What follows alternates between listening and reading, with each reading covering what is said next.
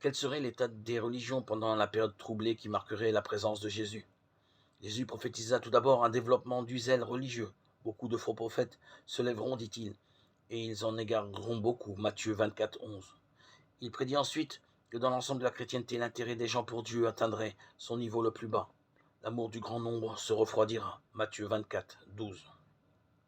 Ces déclarations décrivent avec justesse ce qui se produit au sein de la chrétienté. D'un côté, les églises en place périclitent partout, désertées par les fidèles. Dans les pays d'Europe du Nord, jadis très protestants, ainsi qu'en Angleterre, la religion est pratiquement morte. L'Église catholique se heurte, elle, à une pénurie de prêtres et à la désaffection des paroissiens. En contrepartie, on assiste à l'émergence de mouvements religieux marginaux. Les, les cultes d'inspiration orientale prolifèrent, tandis que des prédicateurs avides extorquent des millions de dollars à des téléspectateurs. Que dire maintenant du vrai christianisme, tel qu'il fut enseigné par Jésus et prêché par ses apôtres? Il existerait toujours durant la présence de Jésus, mais comment le reconnaître? Grâce à certaines caractéristiques.